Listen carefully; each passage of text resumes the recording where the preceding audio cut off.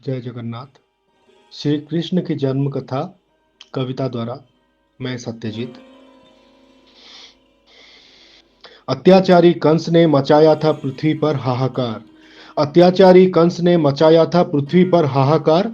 हे विष्णु रक्षा करो, हमें हर तरफ गूंजी ये करुण पुकार। अत्याचारी कंस ने मचाया था पृथ्वी पर हाहाकार। हे विष्णु रक्षा करो, हमें हर तरफ गूंजी यह करुण पुकार। मथुरा के राजा और अपने पिता उग्रसेन को कंस ने बंदी बनाया, किंतु भगिनी देवकी और यादव कुल तिलक वसुदेव को का ब्याह बड़े मन से रचाया। स्वयं सारथी बन रथ को ले चला था विदाई के लिए।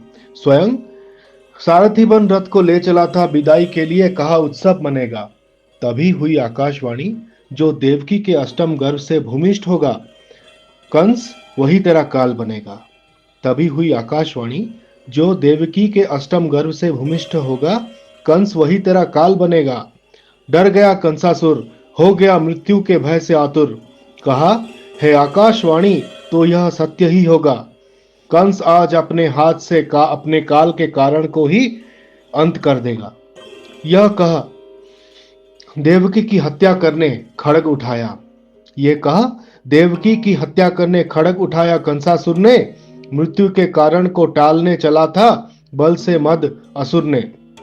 वसुदेव ने किया एक सत्य वसुदेव ने किया एक सत्य, बोले नवजन्म सूत को भ्राता कंस तुम्हारे हाथ में सौंप दूंगा। देवकी है निर्दोष, देवकी है निर्दोष, है धर्म पत्नी मेरी, मेरी रक्षा प्राण देकर भी करूंगा।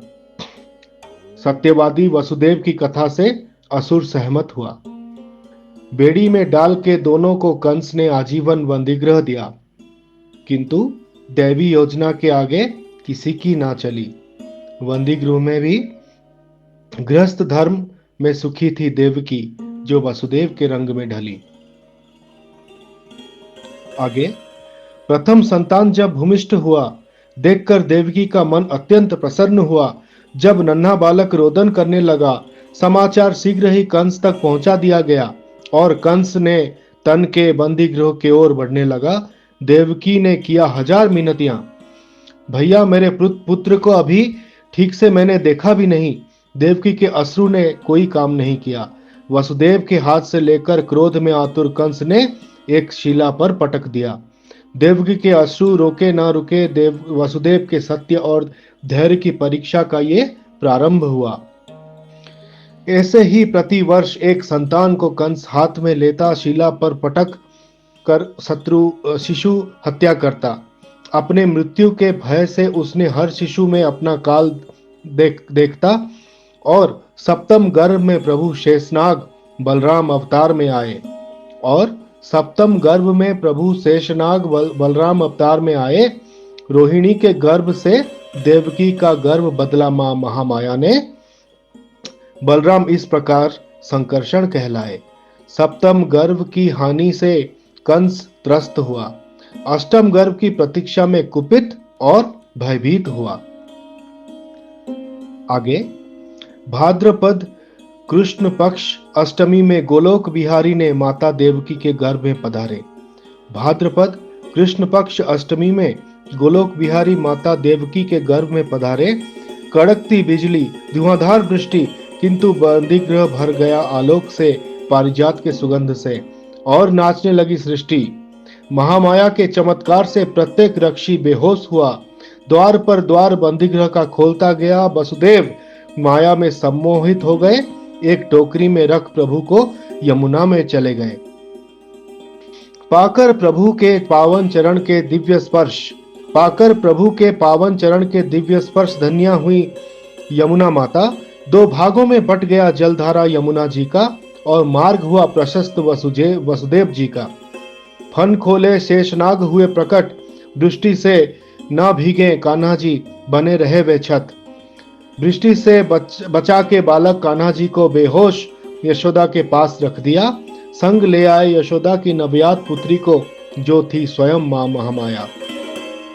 वसुदेव को संज्ञा न था जाने का और आने का। वसुदेव जी को संज्ञा न था जाने का और आने का। उनके बंदीगृह में आते से प्रत्येक द्वार खोलता गया और बंद भी हुआ। जब रोदन करने लगी बालिका स्वरूप स्वयं मां महामाया जब रोदन करने लगी बालिका स्वरूप मां महामाया कंस के समक्ष एक पुत्री के जन्म का समाचार गया। सुनकर कंस आश्चर्यचकित और आश्वस्त हुआ। सुनकर कंस एक साथ आश्चर्यचकित और आश्वस्त हुआ, किंतु पुनः अष्टम गर्भ आकाशवाणी एवं मृत्यु से भयभीत हुआ।